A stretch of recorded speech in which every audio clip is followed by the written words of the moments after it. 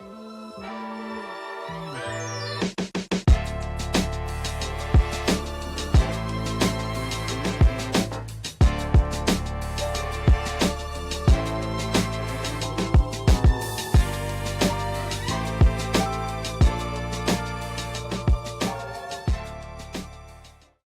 people, welcome to the latest episode of Jonathan Thinks.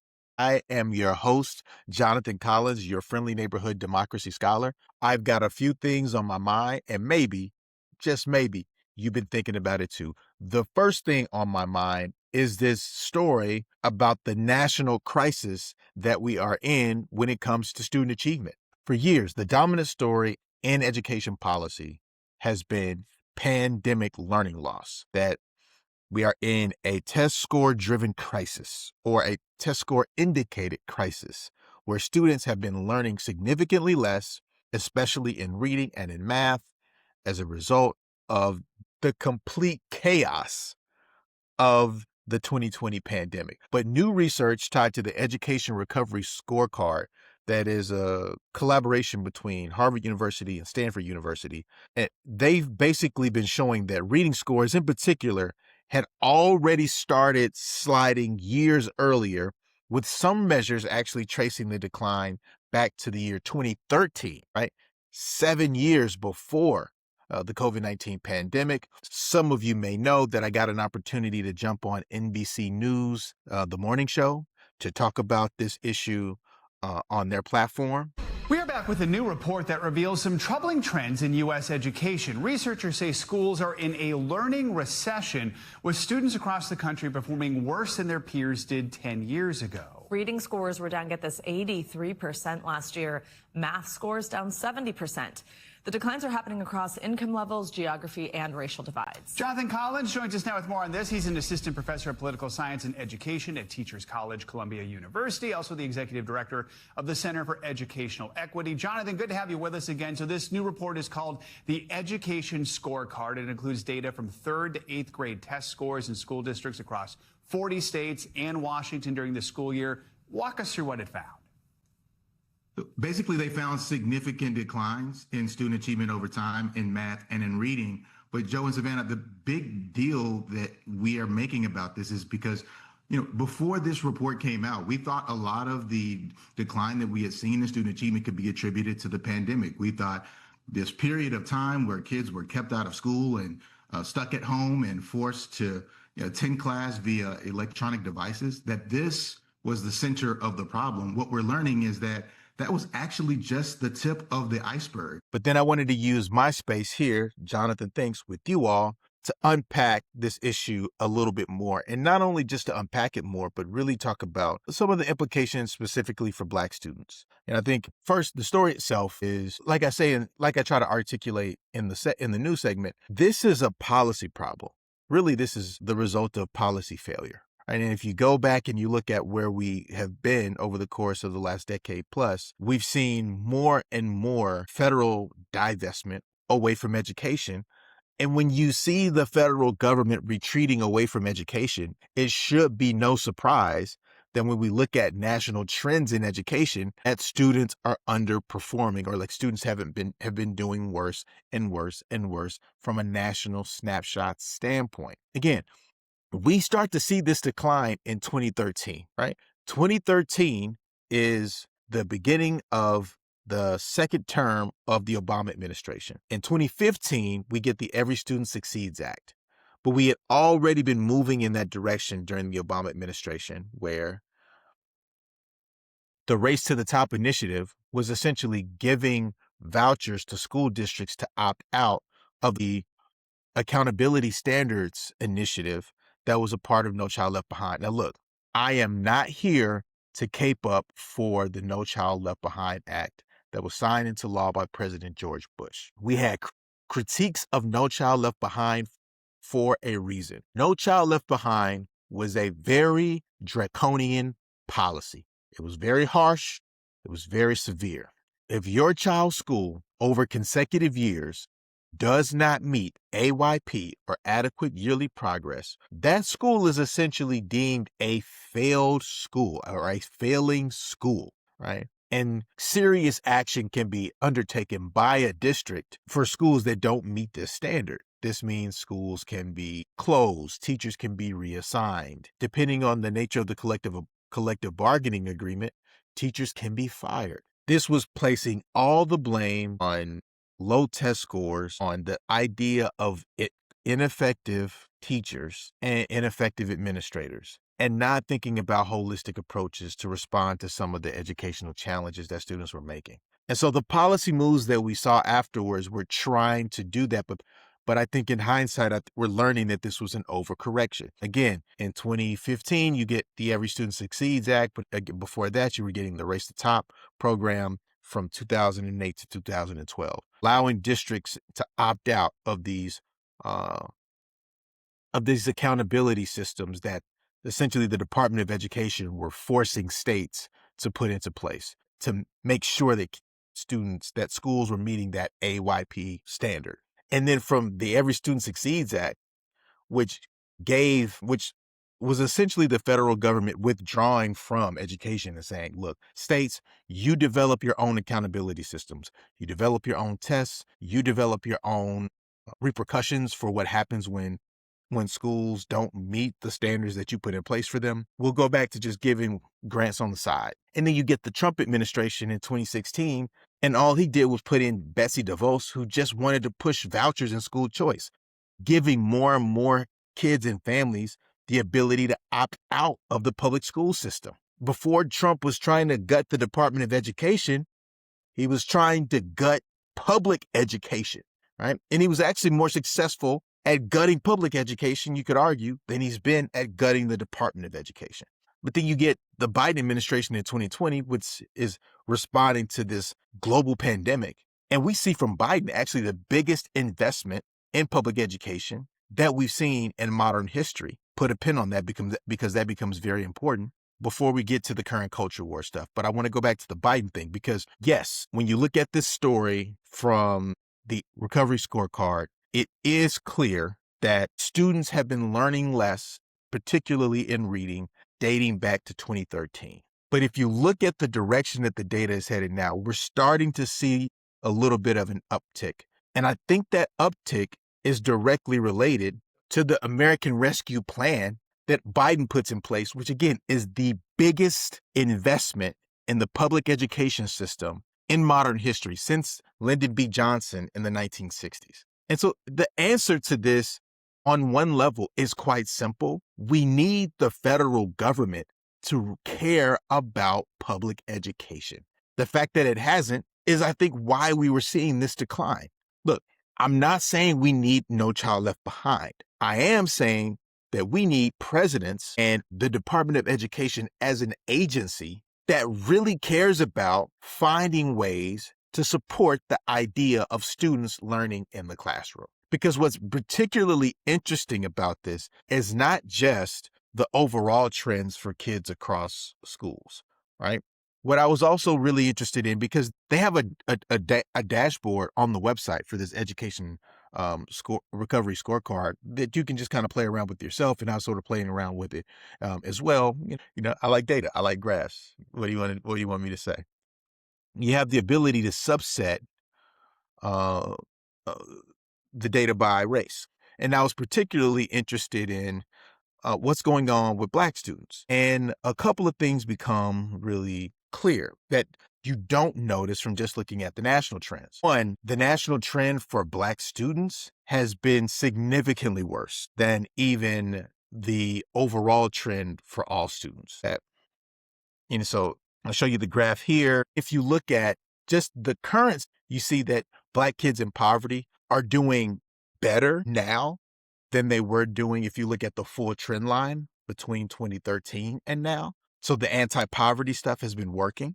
And then two, some of the bigger districts with large percentages of Black students, you're starting to see those kids are actually showing learning improvements now. So it's Baltimore, Detroit, Chicago, Newark, New Jersey, Newport News, Virginia. I'm just shouting out some of the districts that are in green that are performing well, some of the larger districts.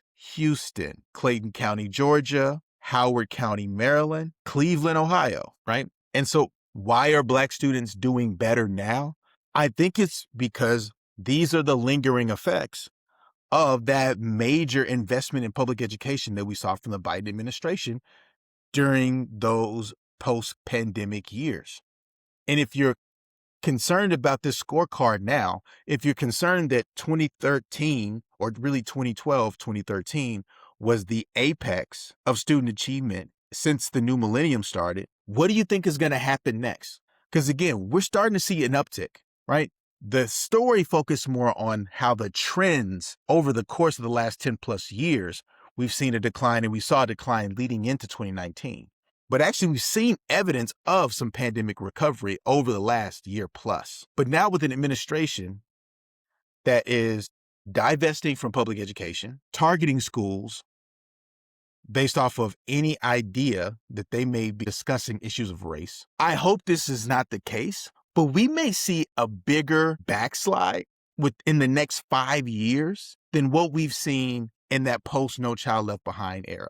Because all the Obama administration did was empower more of the states. And you can actually see some evidence of that working, but at the state level.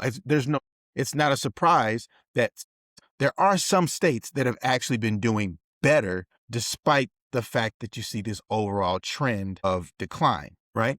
Louisiana, Maryland, Tennessee, Kentucky, Indiana, Mississippi, Minnesota, and Washington, D.C. A mix of red states and blue states and the city of Washington, D.C. And in Mississippi, which has gotten a lot of praise, has been the reference to this idea of the Mississippi Miracle, a state that's been last in education for years, has suddenly been one of the shooting stars of reading progress. All they did simple stuff, but they did simple stuff at scale. And really, they embraced the science of reading, and they implemented science of reading instructional practices across the state in districts at scale. And they just put resources, a teacher preparation around and into the idea of supporting literacy, especially literacy at the early ages. Again, I'm not saying that this is easy, but it is simple. Invest in education, support teachers, lower class sizes, intervene early to understand the learning profile of students who may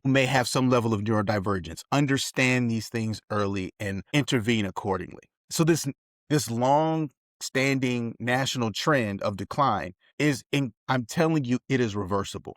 And the most recent evidence that we're seeing of Black students in Black cities doing relatively well, not great, but doing relatively well, to me is the biggest supporting evidence of this. But it can't stop here. Right? This is why instead of playing defense, there needs to be more offense. We need to be pushing for the Trump administration to invest more in education and to invest more in literacy. If you look at what they've been trying to do, they've been trying to change the Department of Education's Title I program into these block grants. It's not inherently bad, but you start to make these changes and you wonder whether the resources that need to get to schools that could be used to advance some of these literacy practices that could continue the most recent upward trend, is that help going to arrive where it needs to, when it needs to? I'm admittedly skeptical here, but I am optimistic that if we do have leaders at the federal level who make the decision to care about education, guess what? Education in America can radically transform. Simple as that. The second thing that I'm thinking about, speaking of transformation, is what that Kevin Hart roast transformed into. So the other day I saw a lot of chatter on the internet about this Kevin Hart roast. I saw that it was available on Netflix. I didn't run to it. Actually, I was watching Funny AF, the competition show that Kevin Hart created, which was great because it showcased some really interesting and fun comedians. It kind of takes you behind the scenes of what it's like, grinding for that spot in the limelight as a new up-and-coming comedian. I thought the comedians that they selected were very funny. It was a little bit too much Kevin Hart for me, but I'm fine with Kevin Hart, but I'm not the biggest Kevin Hart fan, so that's just me. But anyway, so I saw the roast and I wanted to wait to finish Funny AF before I went to the roast, but then as every day that went by, there was more and more conversation about this roast. So I felt like, okay, I feel like I have to watch this now. I have to see, it's a car crash. I have to stop and look. I have to be a part of the gooseneck traffic on this. And so my wife and I, we sit down and we watch the roast. It took us 2 nights because it was so long. But one, it was way too extra. I mean, it was just Usher and the remix of Let It Burn and Kevin Hart coming out with the sparklers and the rock. It was just, it was too much. It was way too much. I'm used to the standard roast where there are first comedians doing the roasting, not just like famous people who read jokes written by comedians. That was weird. Might as well just have anybody up there.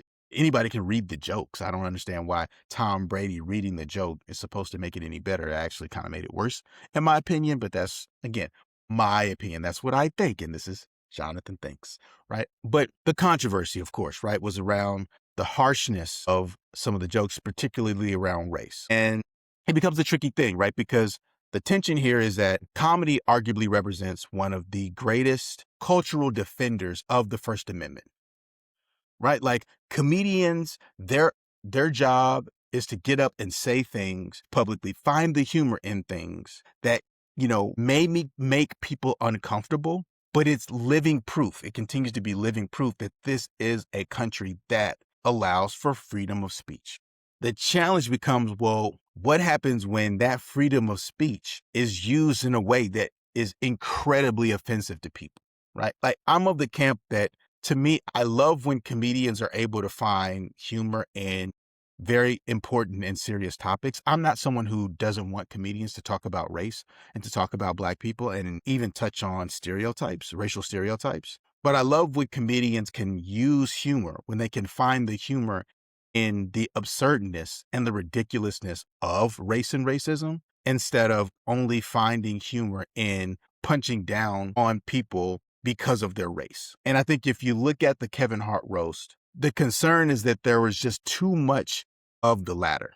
The problem here is that when we start to make these claims that it's too edgy and it's too raw and it's too insensitive, especially when it comes to comedy related to race, and especially when it comes to jokes that are aimed towards Black people, we tend to be dismissive. We write it off as like, oh, Black folks just being too sensitive. Can't talk about nothing, blah, blah, blah, blah, blah. Well, I wanted to get a little empirical about this, because I love a graph. So what I wanted to do is actually analyze some of the jokes from the Kevin Hart roast. And so what I tried to do was actually analyze all of the jokes that were told that night, but I couldn't get access to the full transcript because that's what I would have needed to convert it into a data set. So I had to rely on kind of a sampling process. So I used a clip on YouTube that highlighted the top 10 moments from the roast, and I extracted those jokes and performed a content analysis and essentially converted it into data. And I wanted to know, one, which themes were most prevalent in the roast, and then do we see differences in the intensity and the insensitivity of jokes by theme? And so what I want to show you here is this heat map that I made, where on the left, you're seeing the themes, but the themes are ranked by the prevalence. And you can see Black specific targeted jokes were the most prevalent of the jokes.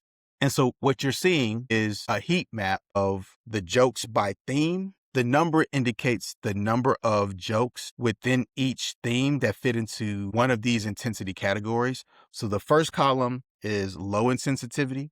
The second column is middle sensitivity. And the third column is so very harsh jokes. And the numbers in each are the number of jokes that fit within each theme and each level of insensitivity. And you can see that Black targeted jokes are the most prevalent in terms of theme. And then you can see that the two areas where we see the harshest jokes are death and trauma and Black specific jokes. So even just looking at this empirically, and again, is this comprehensive? No, but the caveat, again, this is a sample, based off of a compilation of some of the jokes that were told. But even from just this sampling strategy, you can see analytically that the race-specific jokes were significantly harsher. And is that necessarily a bad thing? But, that's on Kevin Hart. He commissioned this. He wanted this to happen. He said he wanted it to be raw. And I guess, of course, if the target of the roast is Black, I guess we should expect Black specific jokes to be harsh. But it's not just that the jokes were significantly focused on targeting Black people or targeting Blackness, and they were significantly harsher. It's the one joke in particular from Tony Hinchcliffe, who makes the joke about George Floyd. I won't repeat the joke. You go online, you can find the joke. But it's the perfect example of a comedian, again, punching down at Black people. And there's so many things that are funny and absurd and ridiculous about racism that it frustrates me that comedians who are so funny and so clever and so intelligent and so thoughtful and spend so much time writing jokes can't find the humor that actually points to the problems that lead to the conditions of racism. Because there are plenty of things about racism that make no sense whatsoever. Why can't you find the humor in that? Why can't you project the humor in that? Even if it needs to be raw, even if it needs to be raunchy, there are plenty of aspects of racism that are just plain stupid. That should be the focus. The thing we should be roasting is not Kevin Hart. The thing that we should be roasting is this idea that the difference in our skin color could in some way mean that a group of people is inherently inferior, prone to violence and criminality, and hypersexual. It's ridiculous. It's absurd. And I would have loved to have seen Kevin Hart's roast or a roast of any Black comedian be used as an opportunity to do that, to highlight that. But again, that's just what I think. The last thing that I'm thinking about is the Dr. Cheyenne Bryant situation. So Dr. Cheyenne Bryant, who has been under scrutiny after publicly acknowledging that she is not licensed to practice therapy, and then in responding to questions about her doctorate, she was essentially saying that she doesn't have anything to prove. This is a big deal because she operates in essentially a sort of mental health adjacent space. And she has a huge Black audience of folks who are looking to her for guidance when it comes to relationships, marriage, and raising children. And so folks on the internet doing the thing that they do on the internet, which is doing their research and finding things out about folks, folks on the internet uncovering that behind the curtain, there is no license to practice counseling and there's no doctorate to support the idea of the title Dr. Cheyenne Bryant, or there might not be a doctorate to support that idea. This is big. This is big for a few reasons. And I want to be delicate about this because the one thing that I don't like is degree shaming. I am Dr. Jonathan Collins. I did not get my degree to look down on people who do not have doctorates. I got my degree because I was fundamentally interested in acquiring the skill set to do research. I studied political science. I wanted to do so because I was very interested in studying power. Through my experience of obtaining my PhD, I developed a specific skill set. You've seen sort of evidence of that skill set even in this episode. When I'm taking these data-based approaches, trying to look at things objectively, empirically, and essentially using my analytical skills to address real-world problems, to me, that's what the PhD is for. That's what the doctorate is for. What Dr. Cheyenne Bryant wanted to do is appear as a public intellectual, to be taken seriously as someone who is very intelligent, and to also speak on issues related to marriage, family, and child raising. The issue is she doesn't need a degree to do that. And in fact, when I look at a lot of Cheyenne Bryant's content, I was unable to find evidence of her bringing in her potential doctorate expertise. I don't see her referring to the research literature. I don't see her bringing in evidence-based anything. What I see is her giving opinions based off of, her ability to reason. And I'm not here to say that she's not an intelligent person. I see an intelligent person when I look at her speak on the content that she produces. I just don't see a person who is a social scientist, which is what she projects herself to be. And that's fine. If anything, I see her using more biblical scripture. And it just begs the question of why not decide to be Reverend Cheyenne Bryant? Why not decide to be a minister? I don't want to punch down at folks who don't have doctorate degrees because that's not useful.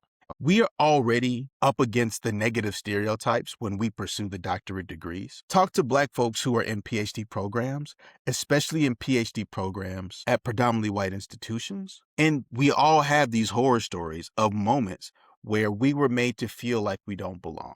And so I don't want to punch down at someone and make them feel like they're not smart, they're not intellectual, and that they don't belong. The issue becomes when you don't show evidence that you are doing the work in the field. My issue is when they ask you about your work as a clinician and you cite, you've seen my work with Cam Newton, with Shannon Sharp. This is the work that she's referring to. I don't want what someone else has. I want what is aligned in God's will for me is. I'm not looking for anything externally to idolize. We got to be careful with wanting what somebody else has from the optics, because it could look like we want this beautiful mansion and we go in that house, excuse my language, that mother is more homeless than people who sleep on the street. When you talk about resources and people, I don't want no friends. That's not clinical work. Clinical work are the therapists who spend countless hours working with people who are in desperate need of mental health support. They are working with people who who have been diagnosed and require actual medical treatment, folks who are being vulnerable in private spaces and are worthy of HIPAA protection, to where you as a clinician can't even publicly talk about the things that are said privately.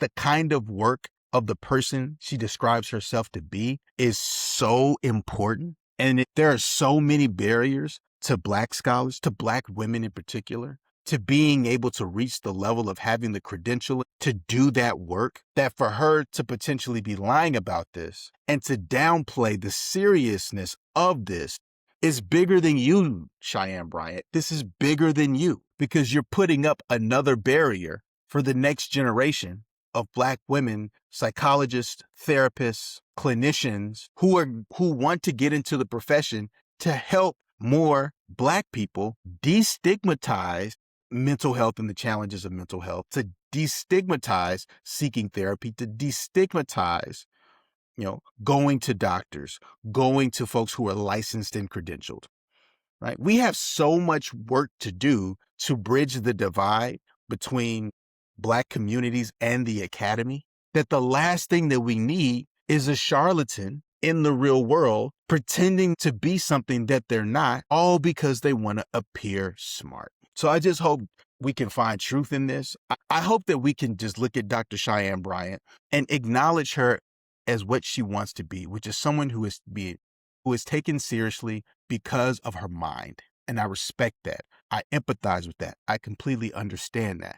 But you cannot let your quest to be taken seriously and really for clout be something that harms Black people. We have enough barriers in front of us. We don't need another one.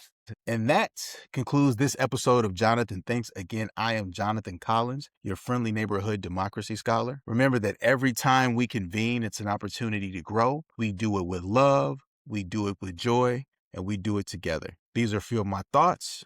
And who knows, maybe, just maybe, you were thinking it too. In fact, let me know what you're thinking. Again, hit the comments, hit me on socials, let me know what you think. And until next time, peace.